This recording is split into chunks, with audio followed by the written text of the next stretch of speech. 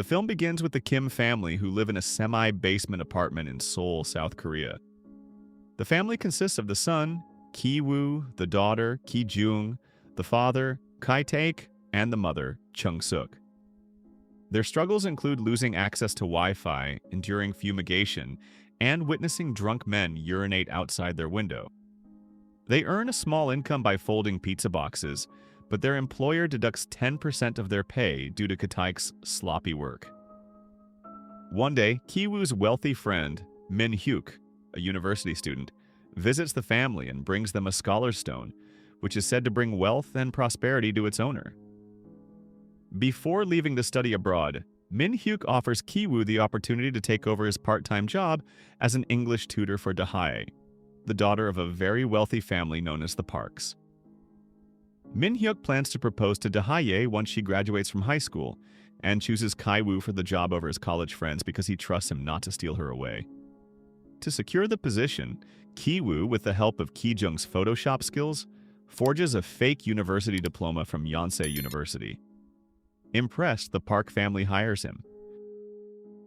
During a conversation with Kai-woo, Mrs. Park mentions that they are seeking an art tutor for their young son, Da-song, who has been struggling after a traumatic experience where he claimed to have seen a ghost in the house, leading to a seizure.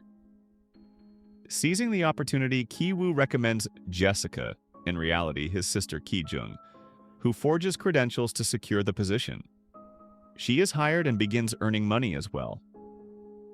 To create an opening for their father, Ki-jung cleverly plants her underwear in the Park family's car, leading Mr. Park to believe the chauffeur was using the vehicle for inappropriate activities. As a result, the chauffeur is fired. Ki-jung then suggests hiring Ki-taek, presented as her uncle, as the family's new driver.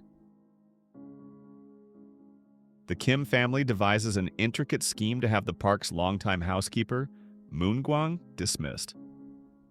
Moon-gwang had been employed at the residence even before the Park family moved in, having served the home's previous owner, an eccentric architect.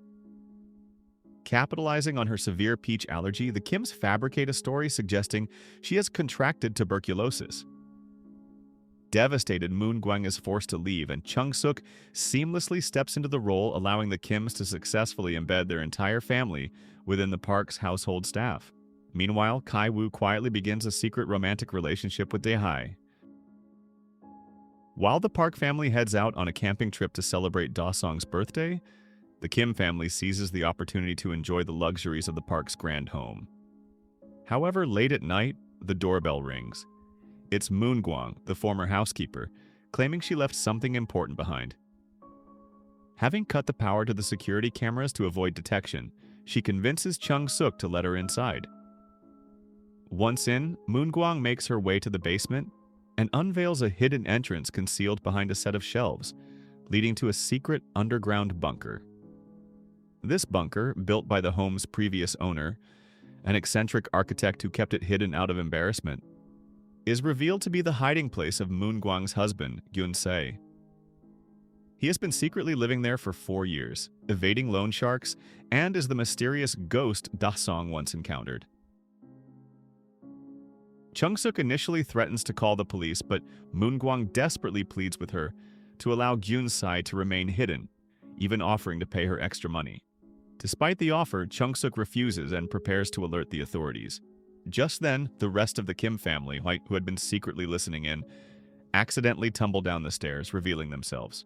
Seizing the opportunity, Moon-gwang records them on her phone as they unconsciously address each other by their real family names. Armed with this incriminating footage, Moon-gwang and her husband blackmail the Kims, coercing them into doing their bidding under the threat of exposing their true identities to the Park family. The Kims regain control by seizing Moon-gwang's phone just as the Park family calls, announcing they'll return home in 8 minutes due to a heavy rainstorm. In a frantic rush, the Kims clean up the house and force Moon-gwang and Gyun-se back into the bunker. As Moon-gwang tries to escape, Chung-suk pushes her down the stairs, causing a serious head injury. Mr. and Mrs. Park decide to sleep in the living room to watch over Da-song, who camps in the backyard, while Ki-jung, Kai-taek, and Ki-woo hide under the living room table. During the night, Mr. Park makes a derogatory comment about Kai-tak's lower-class smell. After sneaking out unseen, the Kims return home to find their semi-basement apartment devastated by floodwaters and sewage. They salvage what they can, with Kai-woo carrying the symbolic rock, and seek refuge in a crowded gymnasium alongside other displaced families.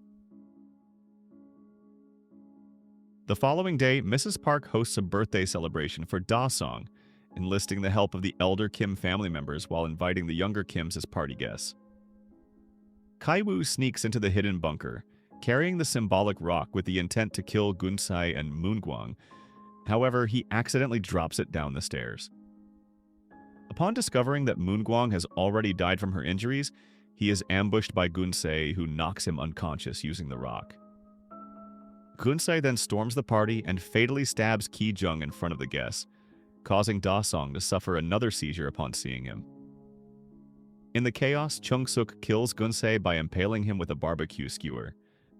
As Kai-tak rushes to help his daughter, he witnesses Da-hai carrying the wounded Ki-woo on her back.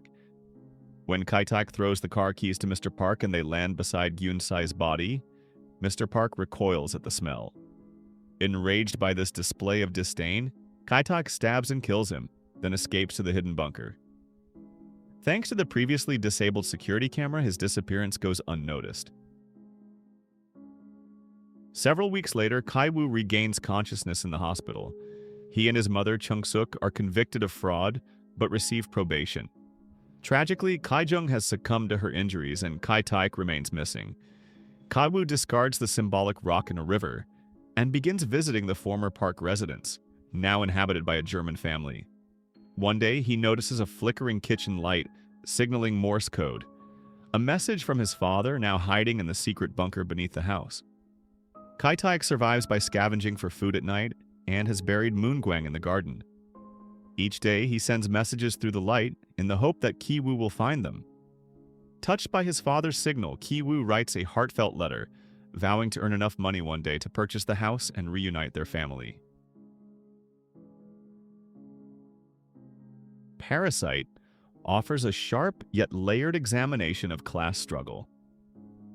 Rather than simply lamenting the hardships of poverty, the film highlights how capitalism forces the poor to compete over limited resources, while the wealthy remain largely unaware. The Park family isn't portrayed as inherently malicious.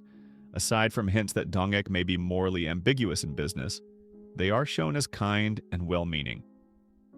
Their condescension toward the poor stems more from ignorance than malice, as illustrated through recurring symbols like Kai-tak's odor.